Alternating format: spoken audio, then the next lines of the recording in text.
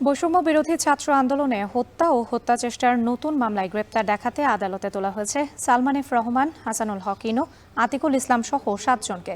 এ বিষয়ে সিএমএম আদালত থেকে বিস্তারিত জানাতে যুক্ত হচ্ছেন সহকর্মী রাব্বি হোসেন। রাব্বি, তাদের কোন মামলায় গ্রেপ্তার দেখানো হয়েছে? রিমান্ডের আবেদন করা হবে কি?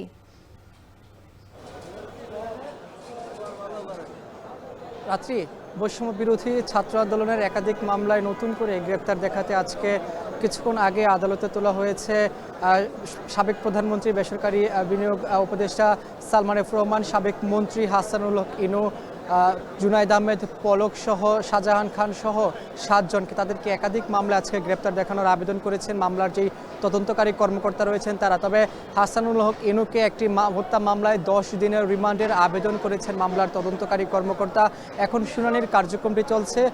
এখানে রাষ্ট্রপক্ষের আইনজীবীরা রয়েছেন, পাশাপাশি আসামি পক্ষের আইনজীবীরাও রয়েছেন। তাদের দুই পক্ষের শুনানি শেষে আজকে তাদের যে শুনানির কার্যক্রম সেটি এখন চলমান রয়েছেন। পাশাপাশি যদি বলি যে বৈষম্য বিরোধী ছাত্র আন্দোলনের একাধিক মামলায় তারা এর আগেও কিন্তু দফায় দফায় রিমান্ডে ছিলেন, গ্রেপ্তার হয়ে তারা কারাগারে ছিলেন। তবে আজকে তাদেরকে সকলকে কারাগার থেকে এই সিএমএম আদালতে আনা হয়েছে। এখন শুনানির কার্যক্রমটি চলছে। আমরা দেখছি যে এই বৈষম্য বিরোধী ছাত্র আন্দোলনের প্রায় 40টি 50টি কোথাও 30টি মামলারও আসামি রয়েছে। এই যে সালমান এফ রহমান, জুনাইদ আহমেদ পলক, শাহজাহান খান, সাবেক মন্ত্রী সহ আজকে যেই 7 জনকে তোলা হয়েছে সেই 7 জনের বিরুদ্ধে একাধিক মামলা রয়েছে। কোথাও কোথাও আমরা দেখেছি হত্যা মামলা, হত্যা চেষ্টা মামলা রয়েছে। এর আগে তারা বিভিন্ন দফায় দফায় রিমান্ডে ছিলেন। তবে মামলার যে তদন্তকারী কর্মকর্তার সাথে রাষ্ট্রপক্ষের আইনজীবীরা বলছেন আগের যে মামলাগুলো রয়েছে সেই মামলাগুলোর তদন্তে তেমন করে তদন্তের যেই উদ্ঘাটন বা যেই ঘটনাগুলো ঘটেছে হত্যায় সেই বিষয়ে তারা সুষ্ঠু তদন্ত আরও বেশি প্রয়োজন, যার কারণে নতুন নতুন মামলায় তাদেরকে গ্রেপ্তার দেখানোর প্রয়োজন মনে করছেন মামলার যে তদন্তকারী কর্মকর্তা রয়েছেন তারা।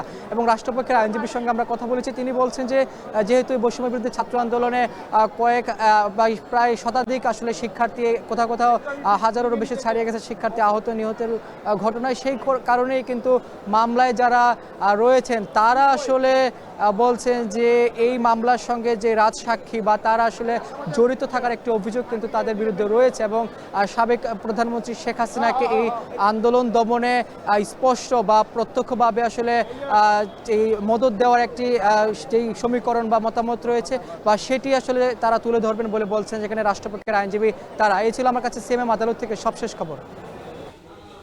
সিএমএম কোর্ট থেকে যুক্ত ছিলেন রাব্বি হোসেন।